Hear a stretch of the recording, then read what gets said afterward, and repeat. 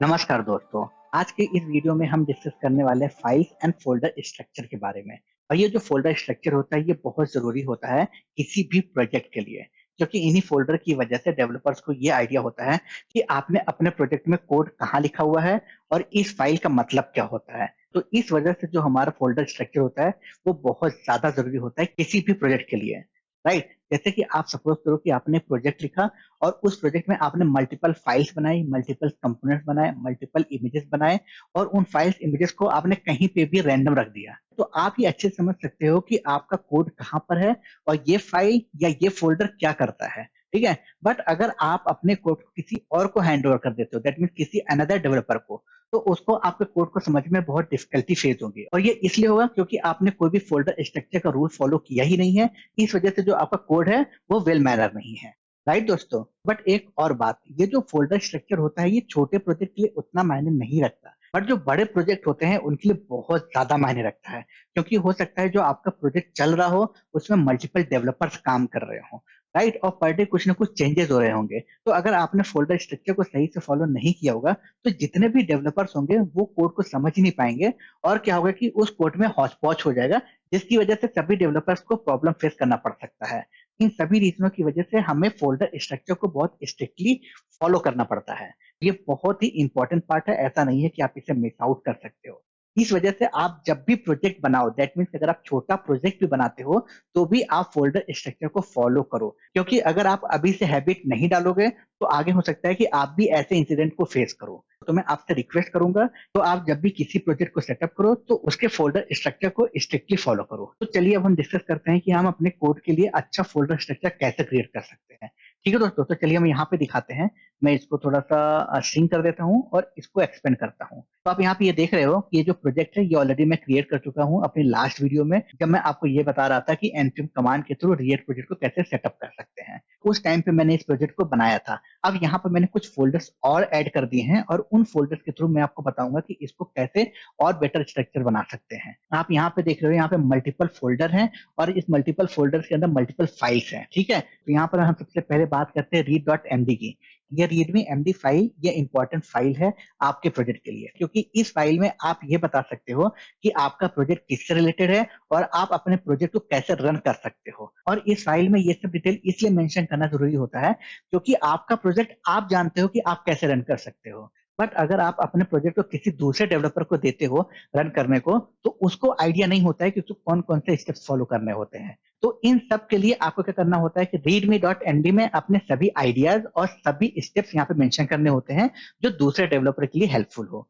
ठीक है दोस्तों, तो अब हम बात करते हैं पैकेज डॉट जेसन की और पैकेज लॉग डॉट जेसन की। तो आज के इस वीडियो में बस मैं इतना ही बताऊंगा कि ये जो दोनों फाइल्स होते हैं ये हमारे प्रोजेक्ट की डिपेंडेंसीज को मेंटेन करते हैं। बट इन दोनों फाइल्स रिलेटेड हम डिटेल्स में अपनी आने वाली नेक्स्ट वीडियो में डिस्कस करेंगे, क्योंकि ये जो फाइल है पैकेज डॉट जेसन बहुत ज्यादा इंपॉर्टेंट है और आपको पता होना चाहिए कि पैकेज डॉट जेसन एक्चुअली है क्या। अब हम चलते हैं अपने एसआरसी फोल्डर की तरफ। ये जो एसआरसी फोल्डर होता है इसे हम बोलते हैं रूट फोल्डर।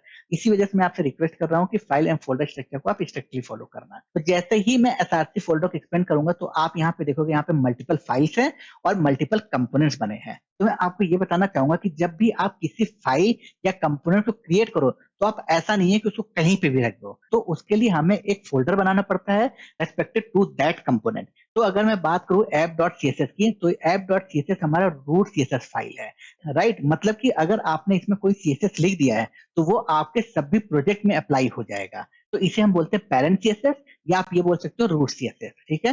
तो अगर हम बात करें app.js फाइल की, तो ये भी हमारा जो होता है रूट जेएस फाइल होता है। बट मैं अगर बात करूं index.js की, तो जो हमारा index.js होता है ये हमारा पेरेंट कंपोनेंट होता है।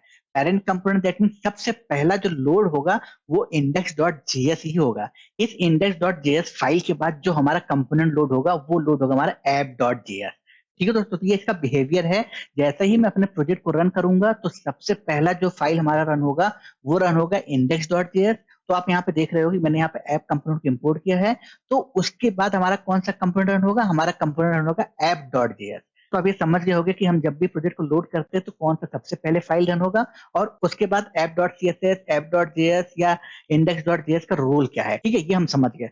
अब हम बात करते हैं report web vitals dot JS की। ये जो फाइल होता है ये डिफॉल्ट फाइल होता है। जब भी आप अपने प्रोजेक्ट को सेटअप करते हो तो ये फाइल जनरेट हो जाती है, बट इस फाइल का इतना ज्यादा इंपॉर्टेंट नहीं होता। बट इसको हम डिटेल में समझेंगे अपने नेक्स्ट वीडियो में, जिसमें हम पैकेज डॉट जेसन को समझेंगे। ठीक है दोस्तों, तो अब हम बात करते हैं फोल्डर स्ट्रक्चर की। तो अब यहाँ पे देख रहे हो कि यहाँ पे मल्टीपल फाइल्स है। ये ऑलरेडी फाइल्स रीजनरेटेड है। जब भी हम अपने प्रोजेक्ट को सेटअप करते हैं ये ऑटोमेटिक क्रिएटेड हो जाते हैं। बट उसके बाद जब भी आप कोई कंपोनेंट क्रिएट करो उसको आप बाहर नहीं क्रिएट कर सकते। आपको प्रॉपरली एक फोल्डर बनाना पड़ेगा और उस फोल्डर के अंदर उस कंपोनेंट को रखना पड़ेगा। जैसे कि मैं आपको बताता हूँ कि आपने क्या किया, एक इनपुट का कंपोनेंट बनाया। जो इनपुट का कंपोनेंट बनाओगे उसका नाम रखोगे इनपुट डॉट जेएस, राइट। अब इनपुट डॉट जेएस कंपोनेंट को आप कहीं पे भी नहीं रख सकते। आपको क्या करना पड़ेगा, कंपोनेंट नाम का एक फोल्डर बनाना पड़ेगा। इस कंपोनेंट नाम के फोल्डर के अंदर आपको उस कंपोनेंट को रखना पड़ेगा। जैसे कि मैं इसके अंदर एक कंपोनेंट बना लेता हूँ, इनपुट डॉट जेएस। ये मेरा एक कंपोनेंट हो गया। हो सकता है मैं एक और कंपोनेंट बना लूं, सेलेक्ट। तो ये मेरे कंपोनेंट हो गए। और कंपोनेंट क्या होते हैं जिसको हम यूज कर सके, इनपुट हो गए, सेलेक्ट हो गए, ड्रॉप डाउन हो गए। तो ये जो होते हैं हमारे कंपोनेंट्स होते हैं। ठीक है दोस्तों, और ये कंटेनर्स क्या होते हैं, जो कंटेनर्स होते हैं ये हमारे होते हैं फाइल। जैसे मैं किसी कंपोनेंट के रिस्पेक्टेड काम करना चाहता हूँ, जैसे मैंने कंपोनेंट बनाया है लिस्ट डॉट जेएस, जिसमें मुझे अपने डेटा को रेंडर करना है या मैं अपने डेटा को उसमें मैप करना चाहता हूँ, तो वो क्या होगा, लिस्ट डॉट जेएस। हो सकता है यूजर डिटेल्स डॉट जेएस। ऐसा कंपोनेंट जिसको हम मल्टीपल टाइम रीयूज नहीं कर रहे हो तो उसको हम बोलते हैं कंटेनर। ठीक है, तो उन सभी कोड को हम कंटेनर फोल्डर में रखते हैं, राइट। अब हम बात करते हैं कस्टम हुक की। हुक्स जो होते हैं ये बहुत ज्यादा इंपॉर्टेंट होते हैं रिएक्ट के लिए।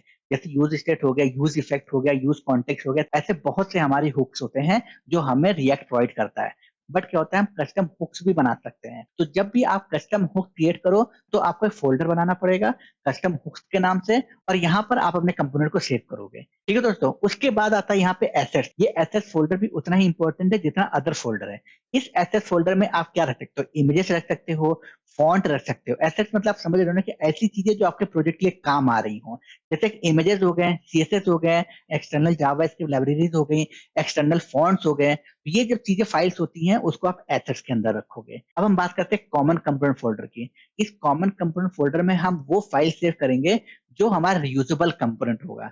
दैट मीन कि मैंने एक टेबल नाम का कंपोनेंट बनाया हुआ है और उस टेबल नाम के कंपोनेंट को मैंने अपने इंटायर प्रोजेक्ट में मल्टीपल प्लेसेस में यूज किया हुआ है। ठीक है, तो मैं उस कंपोनेंट को इस कॉमन कंपोनेंट फोल्डर के अंदर रखूंगा। ठीक है दोस्तों, अब हम बात करते हैं लास्ट फोल्डर जो हमारा यूटिल्स है। ये जो यूटिल्स होता है इसके अंदर हम वो फाइल रखते हैं जो हमारी यूटिलिटी को प्रेजेंट करते हैं। जैसे हमारे कोई एचटीटीपी का फाइल हो तो हम इस यूटिल्स में रखेंगे। आप ऐसे मल्टीपल फोल्डर बना के अपने फाइल और कोड की रीडेबिलिटी अच्छी कर सकते हो। तो ये जो फोल्डर स्ट्रक्चर होता है ये बहुत ज्यादा इंपॉर्टेंट होता है सभी प्रोजेक्ट के लिए। आई होप दोस्तों आप ये समझ गए होंगे कि हमें कब फोल्डर बनाना चाहिए और किससे रिलेटेड कौन सा फोल्डर बनाना चाहिए। ठीक है दोस्तों, तो इस वीडियो में बस इतना ही। अब हम मिलते हैं नेक्स्ट वीडियो में, और उस वीडियो में हम ये डिस्कस करेंगे कि पैकेज डॉट जेसन और पैकेज लॉग डॉट जेसन क्या होता है। और उसके बाद हम ये भी डिस्कस करेंगे कि हमारा जो रिपोर्ट वेब वाइटल्स होता है उसकी हमें नीड क्यों पड़ती है दोस्तों। तो आज की इस वीडियो में बस इतना ही। अब हम मिलते हैं नेक्स्ट वीडियो में। Thank you so much for watching this video.